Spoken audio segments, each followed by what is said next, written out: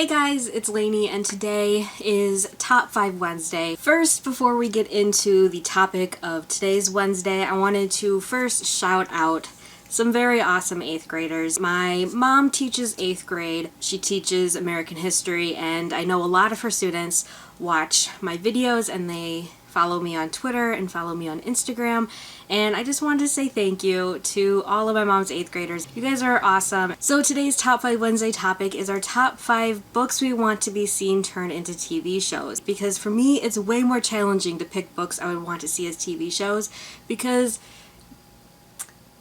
television shows notoriously change the plot and add and delete characters. So here are my top 5 choices I want to see be turned into TV shows. Surprisingly, coming in at number 5 is The Kiss of Deception by Mary E. Pearson. I put this at number 5 because I'm hesitantly putting on this list because I really don't like seeing my favorite books be turned into TV shows. I don't want them to mess it up, and I mean, they will. However, I think if this is marketed as a mystery and, you know, a teen mystery, that's fine.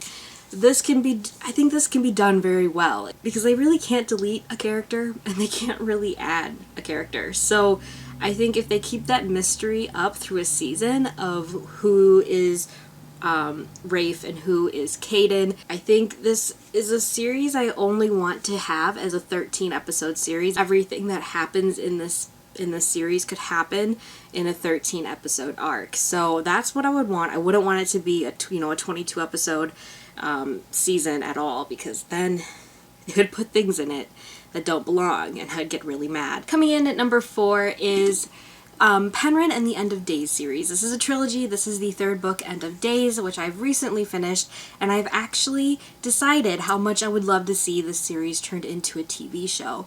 What's great about this book is that there's different journeys in each book arc that I think would translate very well into a television show. Especially with cliffhangers and mid-season finales, I think there's really good parts in each of the books that you could do that with each season or whatever. Even though it is a trilogy and they would probably add more, I don't want to say that much because I have read the 3rd book, but based off of the ending of the 3rd book, which I'm saying with a straight face, I'm not giving away anything, you could continue it if you wanted to in future seasons or whatever. Coming in at number 3 is Secret by Lindsay Smith. This follows teenagers in Russia in the 1960s, and it has to do with the KGB, and it also has to do with powers, psychic abilities. This would be hard to market because while I really like 1960s and other people like 1960s, this is going to be hard to market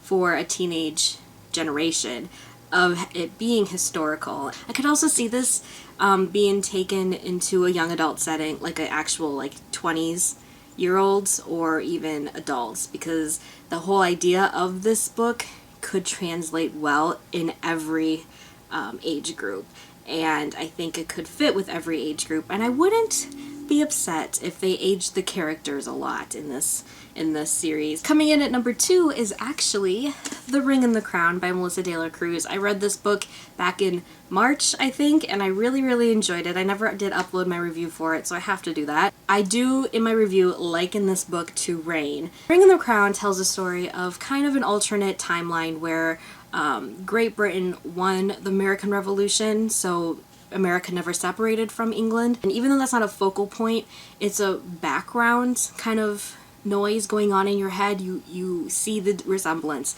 There's also magic in this book. I think because the cast of characters is very large, that this could do well as a TV show and also fits the right age point of a CW show. I would totally watch this series if The Ring and the Crown became a television show. And coming in at number 1 is a book I don't really own except on my Kindle, and that is Vampire Academy. I think Vampire Academy should be rebooted back into a TV show. I think it could do very well as a TV show, even though I think it should have done very well as a movie, but it's unfortunate. I think the name and the way that it was marketed kind of deterred it from being seen as something serious. While other people might be thinking, you know, Twilight or The Vampire Diaries, I'm thinking you could reboot this and market it as a new Buffy. Not that anybody can replace Buffy, because you can't. I mean, if you focus Rose through the high school, like, You know, Buffy started out as a high school drama, moved into young adult. I think you could do that with Vampire Academy as well. You start in the high school, but then as the seasons go, especially, you know, in the 5th and the 6th book, they'd be seeing the characters turn into more young adults.